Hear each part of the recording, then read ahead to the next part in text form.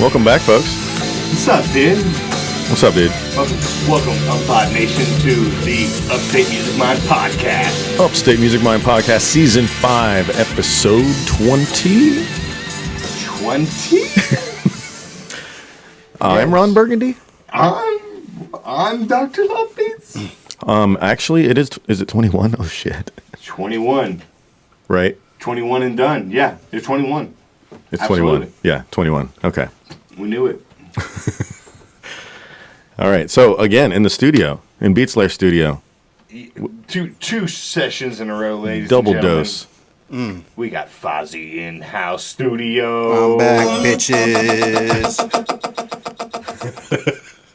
That's... You know what? It's June 3rd, guys. And what I love about June 3rd is everything. Everything. I'm back, baby. Yes. The weather's great. You know, school year's ending. Summertime. Good vibes. Yeah. All of it. All of it. That's right. I said everything. I don't know why you're... Let's move along. So, Beats, who we featuring today? Tell them. I'm so excited about having this next guest. We got I would say a musical genius, or just a genius in his own right. Whatever he puts his mind to, he's just awesome at it, and a real good friend and a true pleasure. And it's 4:20 on the dot, and ladies and gentlemen, it's my friend John Durham. So yeah, John Durham and myself and Fozzy were in a few different bands together. We played in L.O.Z. together, played in Local Green together, played in Fozzy and the Fellas together. Nice. I'm trying to think of one what more. else. Oh, okay. There's 3. Yeah, all fun. Just 3. All with John and all with Ryan. Or Dr. Luvbeatz. Edit. He has many names and many chords. Hey, I called you. I said your real name, and I was like, "Dang it, I shouldn't have said your real name." So it's all good. While we untangle the chords and untangle the stories, I have a surprise treat for you guys in UMMPod Nation. That's right. No way! I got an actual RC Cola. Yeah. Bill. And a cherry. What? I've never seen Cherry RC Cola. I Never brought 'em. seen it, dude. So, First for me here. Do I need to get some cups here? Do I need to do we want to pour some RC out, or I would love to try the cherry one. I'm not gonna lie to you. Get a cup for me. you know what? You could just have it. Give it to our guests. I tell you That's what we I do want. every episode. We give them some RC. You better drink every drop of that It's soda cold, and don't. Oh, And it's I cold. won't tell anybody about it. You enjoy. This is a treat for Foz. He's trying to give up soda. It's hard, man. Enjoy this whole one though. You get to enjoy all of this. Thank you for being on podcast. This is what we do here. Oh my god. It is quite tasty. I'm sorry. He just shed a tear. Oh, the light. It's the lights. It's the lights, man. He's getting emotional. It's so good. No. It's the lights. Royal Crown Cola. Hey, you are hilarious. You can be a royal clown. All right, how's it? Yeah. Fuck Coke. Yes, there it is. You heard it, UMMPod Nation. I will say this. It does hurt the teeth immediately. Just the sip was like, hey, man, I got your teeth, bitch. Coming in. I'm coming in. It's like, damn, I feel it, bro. I believe you. But you're delicious. I love you. There it is. And for the first time on UMMPod Nation, we got RC Cola with my boy RC. That's right. It had to happen. So happy. This moment in history. June 3rd. The first time. Yeah, mark this day down. June 3rd. Cherry RC Cola. Made it onto the UMMPod Nation. Because that is our ideal sponsor we want to get. Shout out to all of our sponsors on the show. You know who you are, and we love you. And we appreciate you. And you can just look below. I have a question. I have a question for the UMPod hosts. Give it to me. Have you ever gotten any fans thinking that this was a podcast talking about Humphreys McGee by chance? Not, it hasn't happened yet. No. Okay. Dang, because it's the UMPod. Right. It sounds like maybe one of the members is on it talking about how to be a robot when they play an instrument and just be unbelievable. I would like to have them on and to have someone confuse us with them. That'd be so good. I think the reason it hasn't happened yet is because they hear about what the name of the show is, then they hear the UMPod nickname. So they don't really hear UMPod first a lot. But we have an in, though. Jack Ryan played drums for Humphreys McGee one time. Their drummer this past year, like he had some surgery last minute, so they just get like a celebrity drummer. And he got to play one of the sets with them. Jack's so awesome. Maybe we can just get Jack to get the word in there, and then we'll have somebody like Jake or somebody from Humphreys on here. Word. Yeah, that sounds like a plan. Let's do that. Sounds crystal clear. Man, should I call my good buddy John Durham? All right.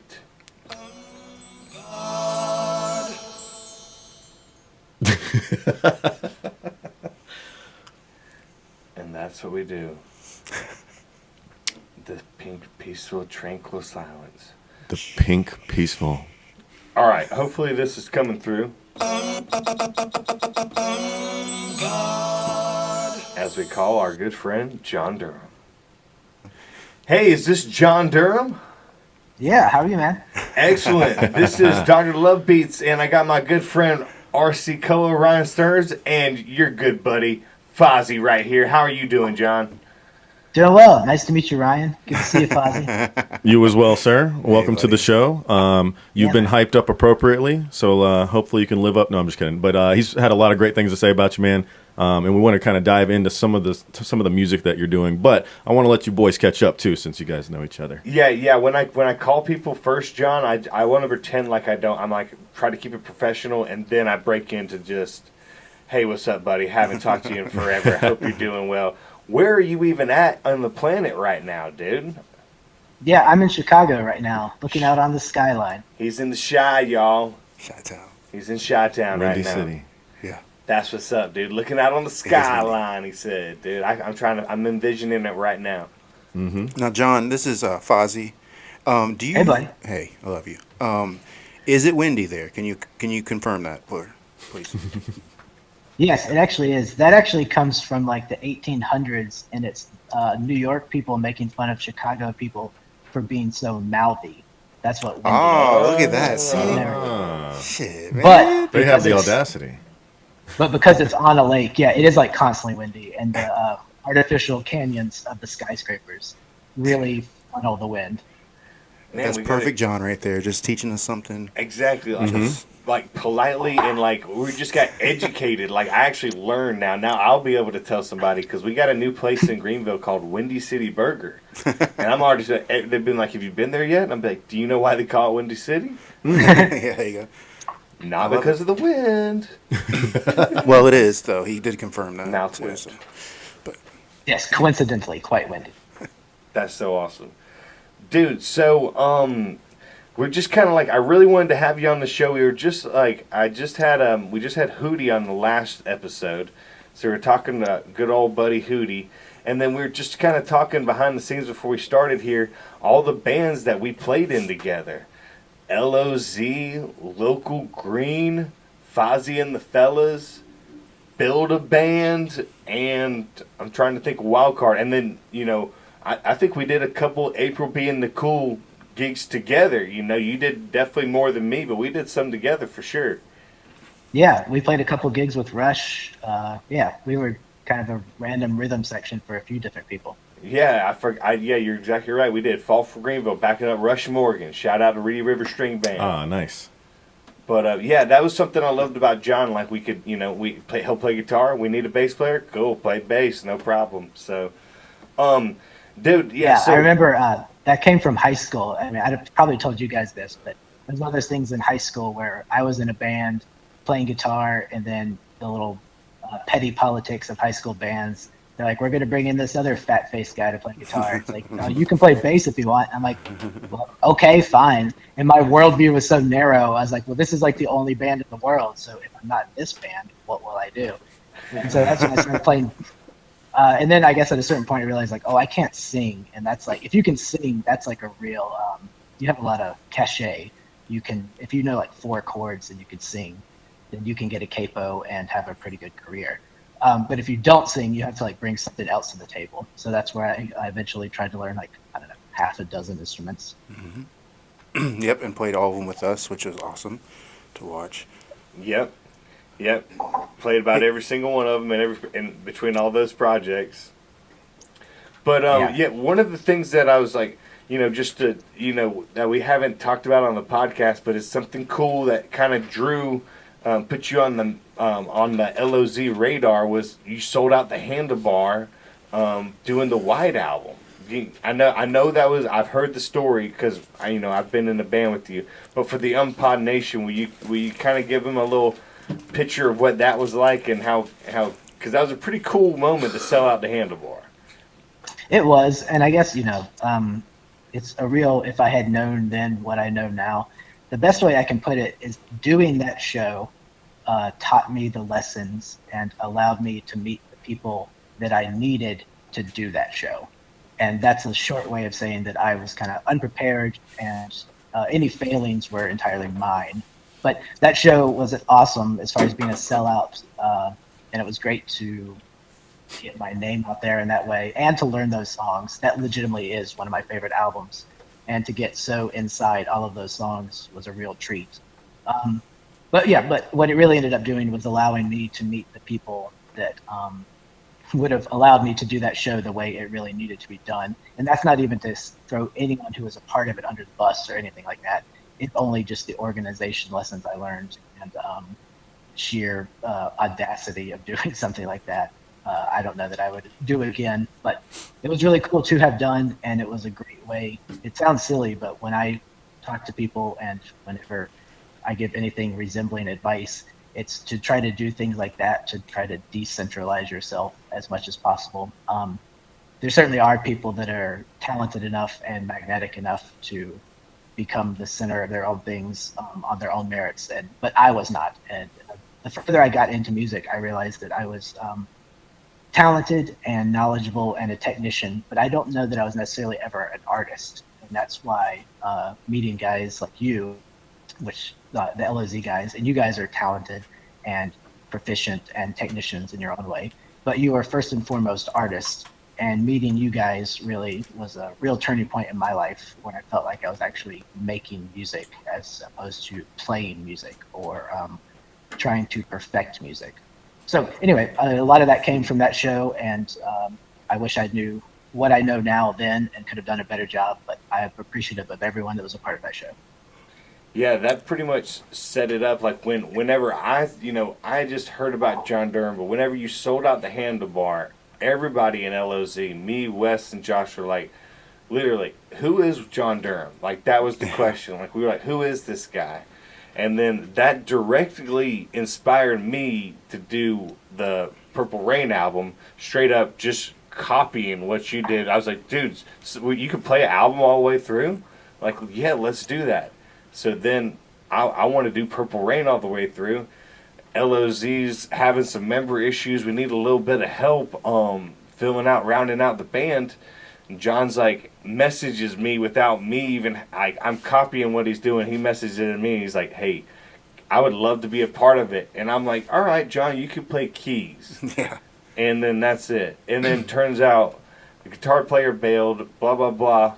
John steps up, plays the guitar on Purple Rain album. This is not an album where you're just strumming a couple chords. This is some serious Prince slinging. And then I pretty much we've been playing music together ever since after that. Prince slinging. What was the first show he was on? Well, he did play Hangout Music Fest. No, Hangout. I wish we played Hangout. Lookout, Lookout, right? yeah. Hey, look. Hey, look. Yeah, I remember we played right across. Wasted Wine was on the stage across from us, and they wrapped up, and then we started. Yeah. Hey, Look Music Festival at Thomas Creek. I'm sure. I guess maybe Ryan knows maybe Ryan Stearns knows Luvbeatz well enough. Fozzy definitely knows Luvbeatz well enough. But I remember coming from my world, when Ryan asked me to play, I was like, well, surely that means that Ryan has talked it over with every member of the group, and they all have agreed. Like, not like, not nodded their head, but explicitly said, yes, this guy can join us for this headlining set. And then when I got there, I realized like maybe 2 people had a vague idea that I was playing. And I was very welcomed, quite literally. But it's just, in retrospect, it's hilarious to think what the band, who was like, I have to choose my words carefully, maybe in a rocky spot. People were transitioning out of that phase, I'll put it that way. Yeah. And so someone was just like, who the hell is this guy? And Ryan's like, he sold out the handlebar. Now, I don't care. Who is this guy? But it all worked out, and I felt completely welcomed. I mean, even by the people. I guess it was one of those, maybe at that point, the guys that were leaving didn't have the inner. They were like, whatever. This is validation of why I'm leaving. But it was, from my perspective, it was like, well, cool. I'm on stage. These guys are awesome. Yeah. And I realized, so much of like, you guys are such good songwriters. That was really, and with such simple, and I don't know, sorry, with such earnest and accessible approaches to chords, progressions, and songwriting and stuff. Nothing flamboyant, no. Nice.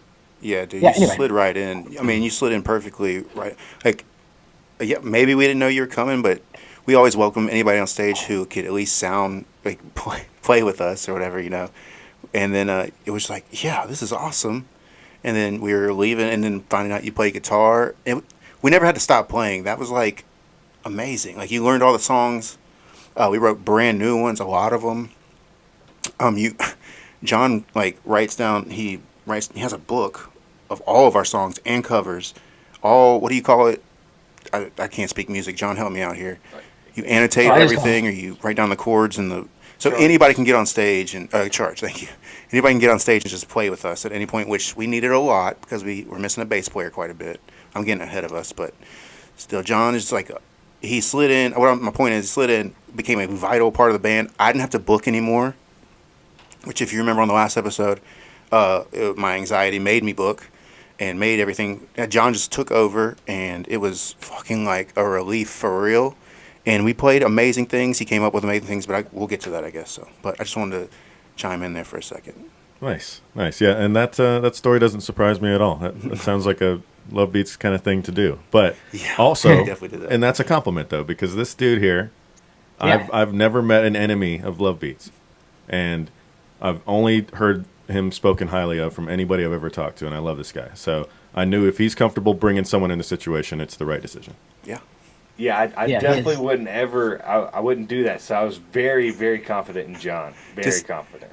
Off subject here, or on subject, I guess. One thing with Ryan is he has lots and lots and lots of ideas, and expresses all of them, and we got to wrangle them in sometimes. But he also gets us into some pretty amazing situations that we wouldn't have got in otherwise. Specifically, the Christmas parade, which no other band has ever played before. I'm pretty sure, before or after us.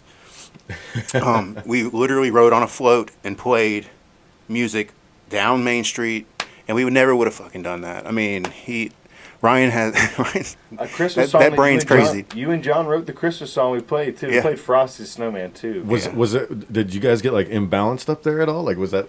I mean, a moving float. I mean, I'm sure it was going slow, but Ryan's dad's a good driver, dude. Let's just say that. It didn't feel any different than just being on stage? What do you think, John? Ryan Stearns, you're onto something. I mean, like, if we hit a bump that was like 1 inch higher, or if Ryan's dad had gone 1 mile per hour faster, yes. But everything worked out pretty perfect, where it did not turn into front page news for the wrong reasons. Nice. That drive back to the parking lot, that one intense. Was like ornaments. I felt like were falling off the car at that point, because it's like that one was scary. That part. I think it was raining a little bit too, so it was just like in the back of this trailer, like, hurry up, Ryan's dad. Thank you. A parade route is a controlled environment, and then you just turn, like, you take a right and you're back on Church Street, and all of a sudden it's 5 miles per hour, and then you're in the back of a trailer. Like, oh, okay. Yeah. It's like they didn't think that. Like, the city was like, all right, back in regular traffic. I guess they're not counting on people. I mean, there's a lot of floats with people in the back. All the floats have people on them, so I don't know. They need to do so better. They're all just like, oh. Anyways, back on track, I guess. I just wanted to side note. Back to my buddy JD on the stereo.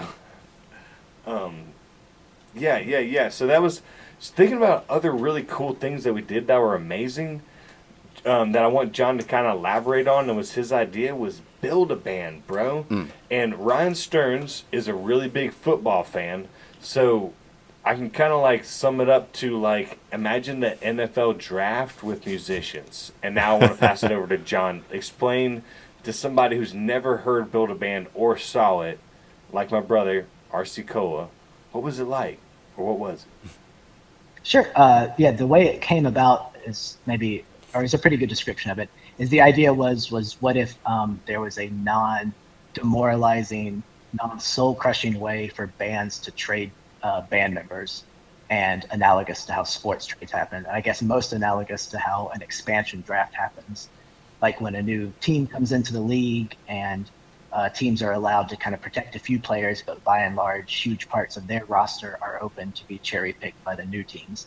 Okay. And since that wouldn't actually make sense, because we were all following our own goals, and we had, part of being in a band is finding people that you feel compatible with. So it wasn't actually a real idea, but then the kind of middle ground was, what if it happened one day a year, like Halloween or April Fool's?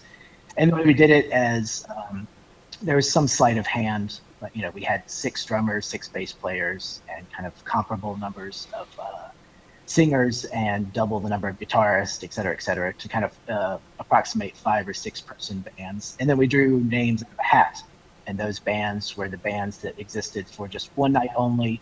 And like a lot of things, it's, how can I put this? It was kind of a tricky thing, because by and large I wanted to pick people who were already active, but since all of those people were actively chasing their own dreams, they didn't really have time to add kind of a novelty project. But to everyone's credit, 95% of the people who said that they would do it on day one were there 6 months later at the show, dressed up, having come up with an awesome set of covers, sometimes a handful of originals maybe, and some awesome band names, and just a real sense of camaraderie. It was always a good validation of how strong the scene was. In that there were always, probably 15 people were the same in each of them, and then there would be 15 new people each time. I did earnestly try to cycle people out. There were people that I would never consider that I thought were jackasses. There were a lot of people that I didn't think were jackasses and thought were awesome, but there just wasn't necessarily room for, or I guess, I don't know, you end up counting on the people that have proven themselves to be reliable. And it's not that you necessarily doubt other people, but when you're doing something like this, which is already tenuous, and most bands are going to get 1 or 2 rehearsals in at most, you end up going with people that you're most comfortable with. So, but yeah, that was the idea. I think it happened 5 or 6 times. It was really always incredible. It ended up working out as I intended, in that people use it as a little outlet for silly ideas that they might not otherwise try. And I like to think that I guess like everything in life, it probably made some new friends, and it probably made some people realize that they secretly, or not so secretly, just faked each other. But that's when you get 30 people together, that's going to happen. So. That's a cool idea, man. Yeah, that's really cool. It was a lot of fun. It's probably the most fun I've had in the band. But to his point, it was a friendly competition, so everybody tried to bring the craziest songs they could think of, or the most nostalgic songs. For instance, we did Strawberry Wine on one of them, and people were like, yeah, that's not going to happen. And we did it. We killed it.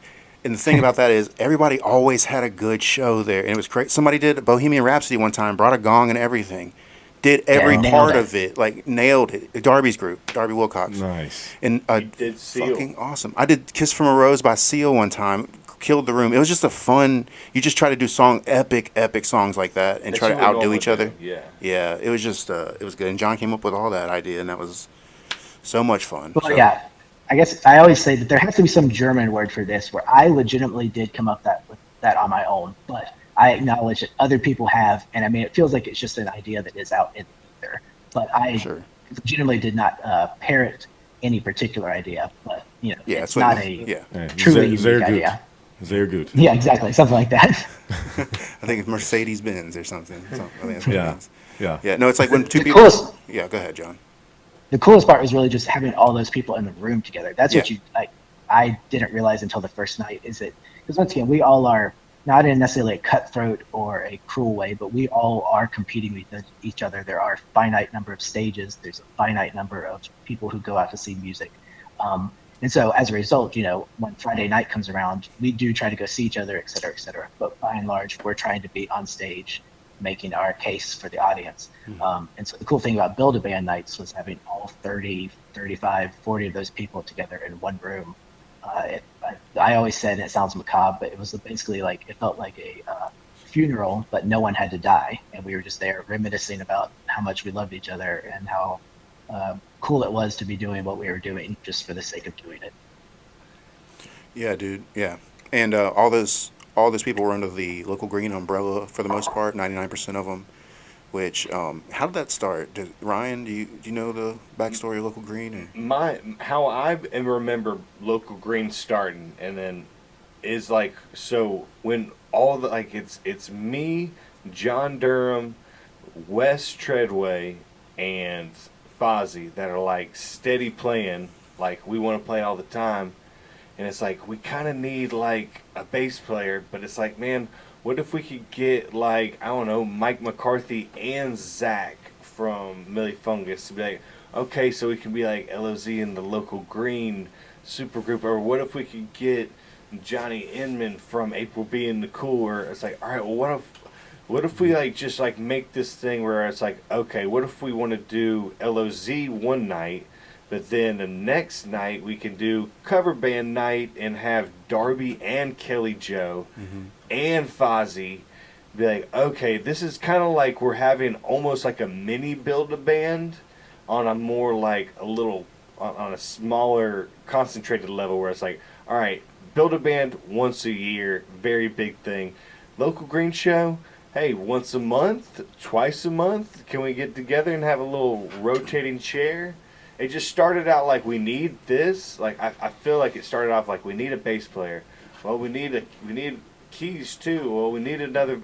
Well, why don't we just have this rotating chair? All right, Local Green is an umbrella word. It's like you don't want to rename.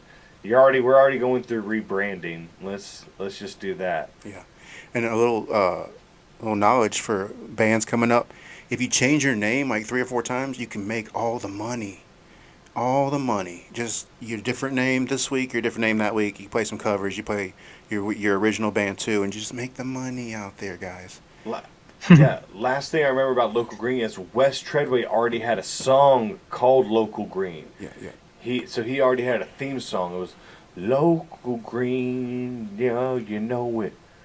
It burns out brighter, something like that. And even to elaborate on that, it was like an umbrella of musicians that we even use on albums and got on other people's albums, horns, so on and so forth. And that's, having everybody in the Build-A-Band stuff, and it became like just trading back and forth, and we just had a really good time. So, what do you think, John? What is Local Green to you, or how did?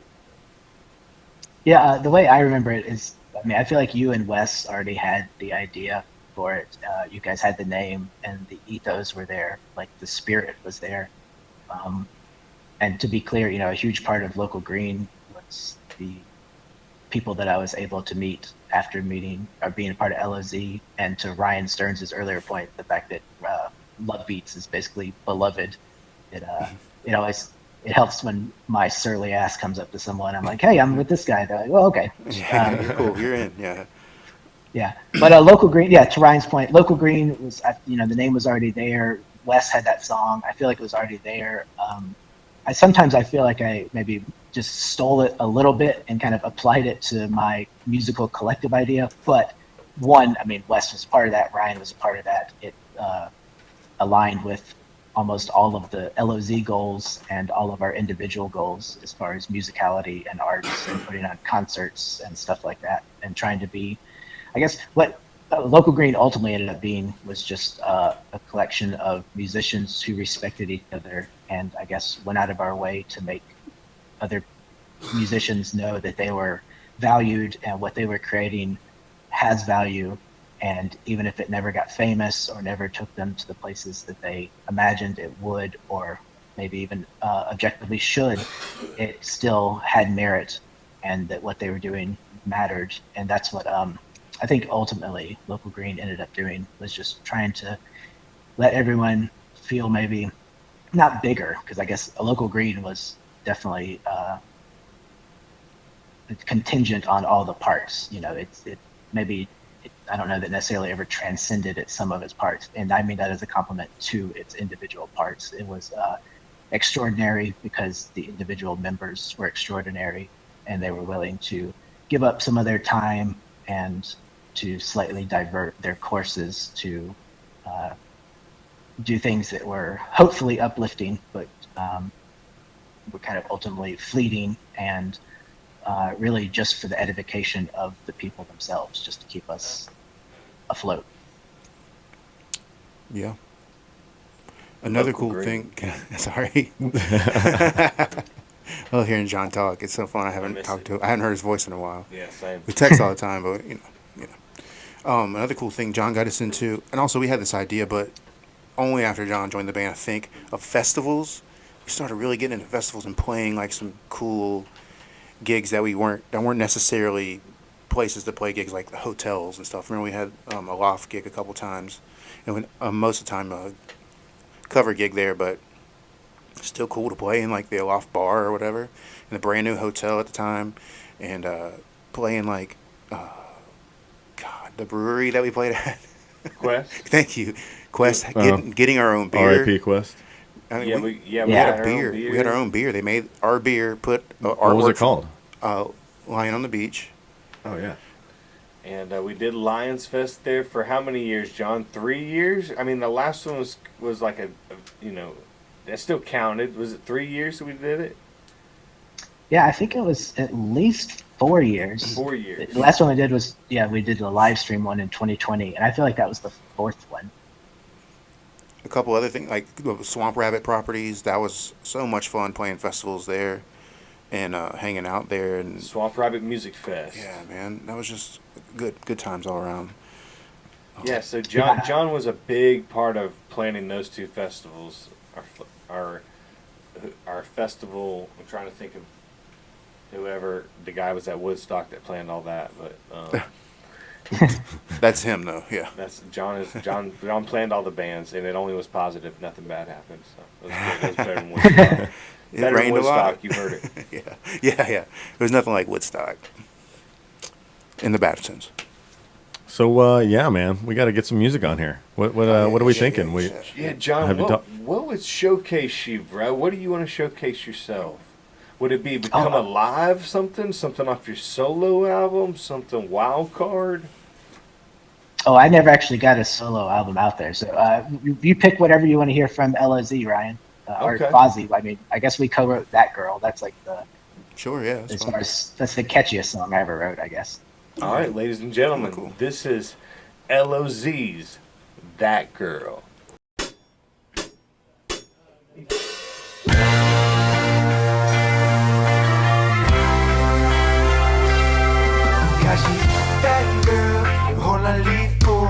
Bringing up some feelings never felt before. And that girl is all I ever need. She's always on my mind, makes it hard to think. And she knows she's the only one. We're loving so hot, it's coming right from the sun. And I know I can never love her more. She's all I ever need, yeah, she's all I live for. But girl, I caught you looking my way from across the room.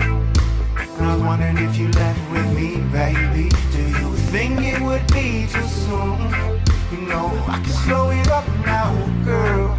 Let me prove what I have to prove. But I'm down if you are down, because what do we have to lose? And now everything in this world is brand new. Got you, that girl, all I live for. Bringing up some feelings never felt before. And that girl is all I ever need. She's always on my mind, makes it hard to think. And she knows she's the only one. We're loving so hot, it's coming right from the sun. And I know I can never love her more. She's all I ever need, yeah, she's all I live for. Boy, you come in looking, so why don't you have my way? The line is growing longer.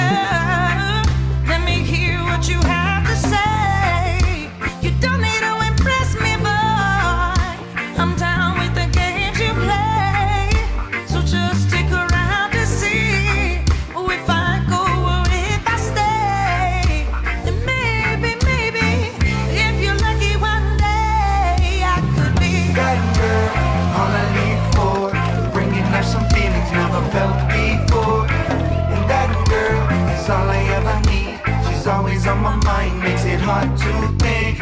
And she knows she's the only one with loving so hot, coming right from the sun. And I know I can never love her more. She's all I ever needed, she's all I live for. And ever since that day, when nothing has been said, yeah, my life is much better, baby. And I'm giving you the blame. You know I'ma lay my track down, girl. Yes, and I want you to be the train that drives my soul to light in this world. It rattles through my brain until everything in this world is brand new again. Cause she's that girl, all I live for, bringing up some feelings never felt before. And that girl is all I ever need. She's always on my mind, makes it hard to think. And she knows she's the only one with loving so hot, coming right from the sun. And I know I can never love her more. She's all I ever need, she's all I need for.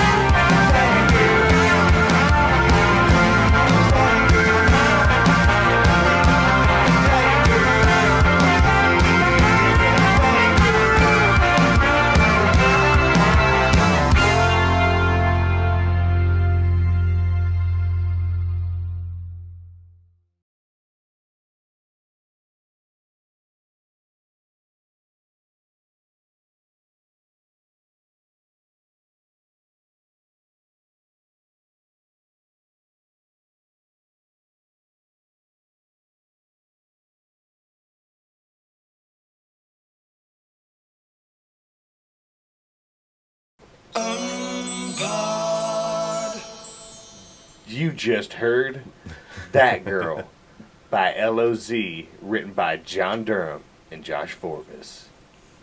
That girl reminds me of some of the new slang the kids are saying, like "I'm him." So it's kind of like the girl version of that. That girl. I like that. She's that girl. Also in that song is Kelly Joe. Oh, Yes. hell, she is that girl. Kelly Nice. Joe. Shout out to Kelly Joe. Fat Lip. Fat Lip. 90s parties fame. I always threw the best 90s shows and just dressed up, and we had a good ass time. Count that as a local green thing.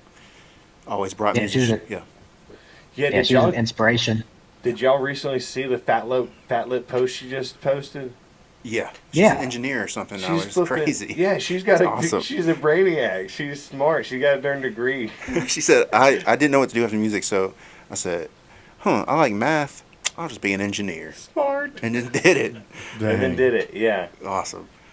Shout out Kelly Joe. Shout out Yeah, Kelly Joe. I went to high school with her. She actually, I did look up to her because she was playing at like the talent show at Wade Hampton, and I was like, this chick's really good, Yeah, and so good. she taught everybody what a capo was in the audience. I always remember that. She is such a good guitarist. Yep. Great singer too. Yeah. Man, so much fun to work with. Good person. Guitarist to guitarist. She is such a good guitarist. Nice. That's 3 guitarists in one sentence, so you know it's good. Yeah. John, can you name all the instruments you play? Go. I guess, I've made some amount of money playing like electric guitar, bass, piano, ukulele, banjo, mandolin, dobro, and I don't know if you want to count synthesizer Fuck as yeah, a we different do. thing. Yeah, you gotta count it. Okay, yeah. And acoustic guitar, if you want to count that as a different thing. But those we're are the doing instruments I have. Come on, one more. Let's get to 10, baby. Let's get to 10. We're all on the cliff here. Melodica, he said. Oh yeah, melodica, yeah. Oh, yeah. All right. So look at me. Ding, ding, ding, ding, ding. And don't forget the recorder in 2nd grade. Probably. I'm sure you can play the recorder. Yeah. Do you play any horns, John? No, I do not. I guess I never really wanted to learn any of the instruments where your neighbors can tell you suck at it. Like that's why I never played drums or. Like, I think people are. That's why you're brave if you can play an instrument where people down the block like, oh my god, that's awful. You are a great person, and I salute you. Yeah. Like the bagpipe dude is like, dude. Oh boy. All right. Yeah. or the drummer who's just figuring it out. I mean, that's a bummer. Like where everyone's like, just get on beat, man. Shout out to my neighbors. Thank you for letting beats be beats. Yeah, everyone just needs some time, I suppose. Yep, exactly. That's the thing. Just everybody needs some time. Just put practice in. Man, John, anything else? What about this is something I wanted to kind of talk about. John's also an artist, not only with music, but he is with art, with like paint and like Watercolor. Yeah. So, can you tell people a little bit about that? How you got into that? Because it turned out to be really, really good. Like, Yeah, I guess ties into music very much. During like 2018, 19, and 20, a lot of the gigs I played were with April B and the Cool. I was playing bass in that band. And those were fun times. There was a lot of times with just myself and Josh Forte on the road for hours at a time, just blasting Slipknot, getting just so fucking hyped up, and then going to play these funk shows where we were just really hyped up and also completely baked. So it all balanced out. But what happened was we played cooler and cooler venues, and it gets to the point where it's absurd. It's like, load in is 2:00 and it's in Raleigh. It's like, what am I going to do with that much downtime? And you can see why bigger bands, at a certain point, it's like, well, I guess you're going to do heroin. That's what you're going to do. But at our level, I had to drive home, and I was like, so that wasn't heroin. So. Yeah, exactly. We're working our way to that. So we were playing a lot of really cool gigs, in Western North Carolina, where I was just sitting there staring at these beautiful ridge lines for sometimes literally hours, just waiting for the hours-long gig. And that's the name of the game. But it was just like, what am I going to do with this time? So I think probably like February 2020, we went to the Keys. And I was like, I want to paint. That's what I'm going to do with all this downtime. And then in March 2020, everything fell apart. So I was like, I'm going to learn. I still wanted to keep that up. So it wasn't in direct response, because I guess the poetic version would be like, I quit playing music and my soul was like, what is my soul going to do? How am I going to be expressive? And that's not what happened. It was more like in July, I was like, let's try watercolor. And was not particularly adept at it, but much like music, like I am not a natural musician. I don't have perfect pitch, back to not being able to sing. Like I don't have a particularly good ear. And so that's why I learned theory so much, and that's why I can play so many instruments, is because I learned essentially the math, and I learned how to move the patterns around, and that's to compensate for the lack of natural musicality. I just wanted to be a musician, so I was like, well, I'm going to freaking learn, and I'm going to do it. Mm-hmm. And there's a lot of people that are a lot more naturally talented than me, and if they knew, and to sound snippy, but if they knew 1/10 of what I did, they could take over the world. But they were happy with their natural talent, and I'm envious of their natural talent. So much like with music, with watercolor, my initial exploits were not particularly great and look almost laughable. But what I had learned from music is that I had tied too much of my self-worth to my musicality. And that's, I guess, what happens when you tie your wallet to your musicality. It's hard not to tie your self-worth to it, because it's how you're making your living. And I was very content by and large, but I decided with watercolor I was going to try to completely detach, and for lack of a better word, almost just not care, try to get better, but accept each painting just on its own merits, and not allow my artistic worth to get tied into my self-worth. And so now I'm about 4 years into it, and it's fun. I don't know that I'm good per se, but people say that it looks like the places that they look like, and since I'm a landscape artist, that's all I really want. I don't necessarily want people to be like, I see like into time and space. I just want, like, it doesn't look like a mountain, then I'm happy. So a sailboat, yeah. Yep. So yeah, exactly. Maybe we can put some of those shots over this right here. Bill can put that in post. Absolutely. We'll steal some good shots off your Instagram. There's so many good ones to choose from. I got a couple at my house too on display. I do too. Thank you. Yeah, thank you guys. Yeah, but it's great to talk. Kudos to you guys for doing this. I feel like removed from the scene, but a lot of that is just because I've literally been gone for 3 years now. But I know a lot of the names and faces have changed, and that there's new blood and everything. But that was an awesome scene, and I felt incredibly grateful to be able to be a part of that scene. A huge part of that was the fact that Luvbeatz and Forbes and Wes and Hootie and even Daniel welcomed me into that band. And everyone else, and my music career in Greenville did not start with L.O.Z. I would be insane, or it would be unrealistic to act like I didn't start doing really, really cool stuff after I linked up with you guys. And so kudos to you, Upstate Music Mind guys. It's awesome what you're doing. And, I love you, Beats and Fozzy. Dude, we love you, JD. Ladies and gentlemen, Love John you, Durham, thank you so much for being on the show, dude, man. It's so great to just talk to you as a friend, Brian. Yeah. Yeah, I miss you guys. Yep. Reminisce a little bit. Miss been you, good. yeah. It's good to, reminisce a little bit, go down memory road. Yeah, I'm flying home tomorrow, so I'll try to come see you guys next week. Oh, cool. good, cool. Awesome. All right, we'll have to, next time we'll get you in person, in studio for an interview. I look forward to it. Awesome, John. Thanks for being on the show, buddy. Great talking to you. Thanks, we John. love you, dude. Of course. Watch that Nice to one. meet you, Ryan. Take care, guys. You as well. All right, we'll talk to you See later. you, bud. Bye-bye. That was John Durham of L.O.Z, Local Green, April B, Fozzy and the Fellas, and more. All right. Folks, I think you know what time it is. It's time for me to get a text, apparently. Oh. All right, thank you, Matt Crisp. Hopefully you used conditioner this time. Matt Crisp, I hope you're watching this episode too on June 3rd. I don't know you. Okay? Matt watches every episode. He is going to see this. So tell him any message you want to see. Thanks, Matt. So this is a good way to lead off here. On this day, June 3rd, and this was only 5 years ago, Miley Cyrus was promoting her latest EP, She Is Coming, with condoms. Excuse me? Exactly. Oh, yeah. Exactly. With condoms. Fans who bought her $20 branded condoms would receive a digital download of her new music and a nude. I'm just kidding. I added that last. Oh, snap. You don't get it. Canceled. Sorry. On this day as well, on the exact same day in 2019, June 3rd, court paperwork showed that George Michael left all of his $98 million fortune to family and friends and left nothing to his former boyfriends. Was that real?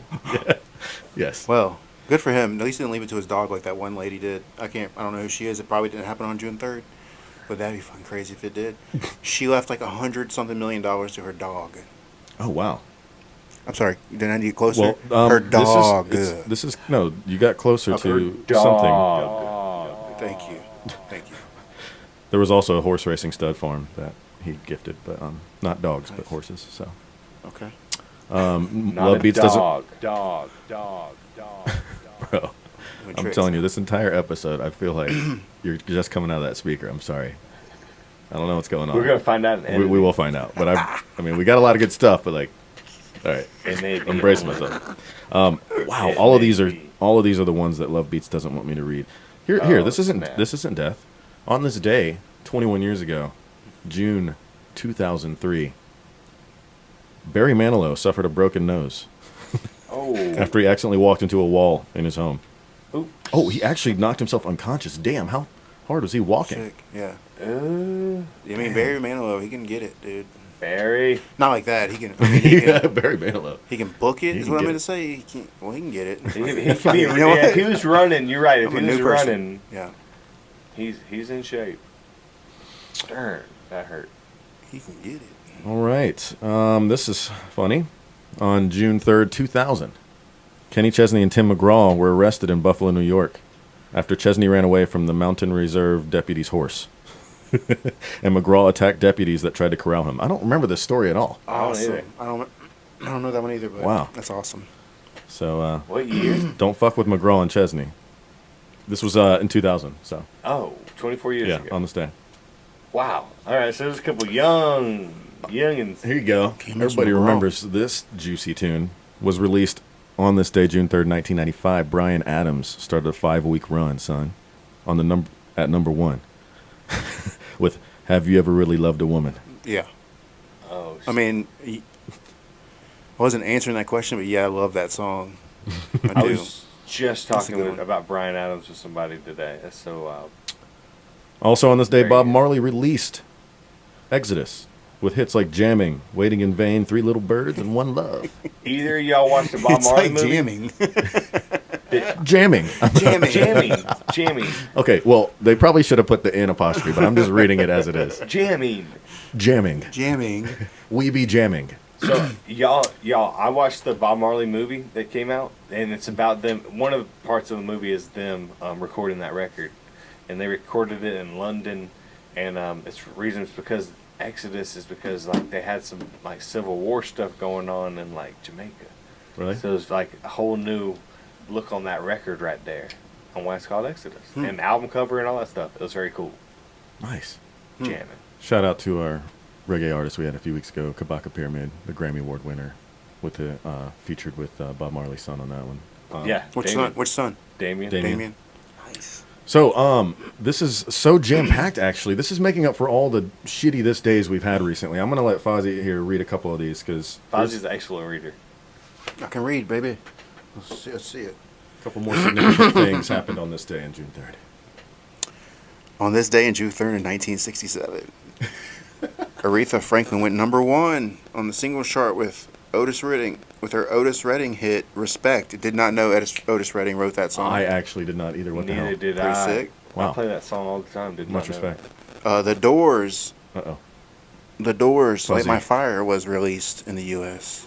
It's funny. We're testing him now because self-interference. He's like, yeah, I can read good, but then it's like, oh shit, hold on, I got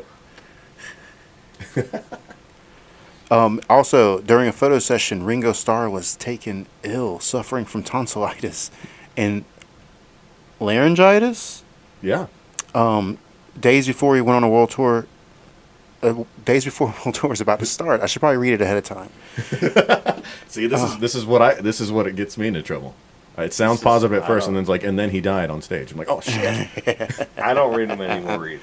So Some dude replaced him. Nicole something replaced Ringo and became a Beatle for 11 days. I do remember about this on Anthology. I remember we saw something like this on a previous This Day. We talked about it. Yes. Also, Elvis Presley graduated from high school in Memphis. J.C.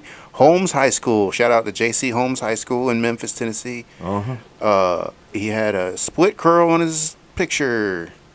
There we go. Bill will pull that up. I definitely should read those ahead of time. The split curl picture.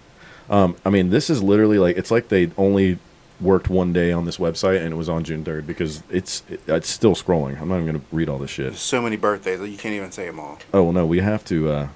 We have to. We have to. Every single People birthday. expect this. Some people fast forward only to This Day in Music and picture Matt Crisp in the shower. Who's that, dude? Not me. Because I don't know you. I would never do that with somebody I don't know. Oh my gosh, I have this is more scrolling than TikTok right now, fellas, and I don't even have it. You know what? How about this? This day's been full. I think we had enough, don't you? This has been. Happy birthday to every one of you who's born out there on this day. Yeah, absolutely. June 3rd. What a great day, guys. What a great day. incredible day. Jam-packed day, jam-packed episode. Wow, what an incredible episode. But John Durham, it was nice meeting him vocally, but he had a lot of really good, insightful things to say. I mean, he phrased things very well. That's John, dude. He will. He's very, very thoughtful. Will you ask a simple question? He will write you a novel as an answer, and everything's so thoughtful and thought out, and just he's so smart that sometimes I'm just like, I don't know. He's like, it was like talking to the real life Chat GPT or some shit. You can pull a lot of quotes from what he was saying. Like there's a lot of quotables in there. But better, Yes. better. I want.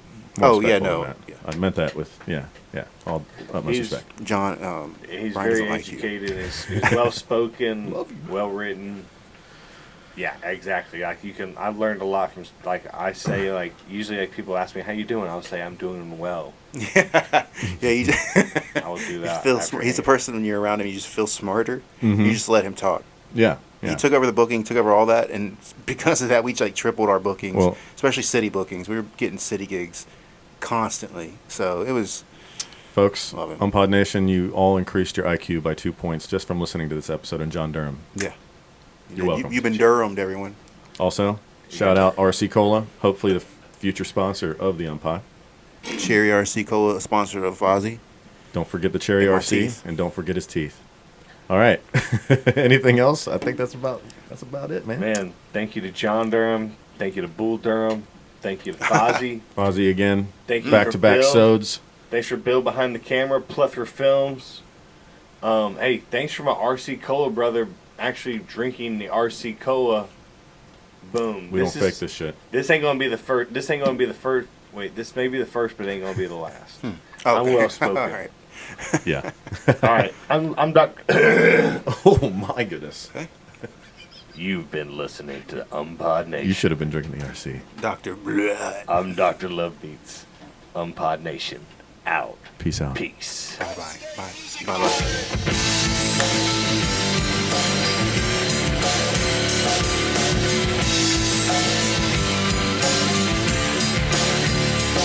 I'm in an upstate, state of mind at last.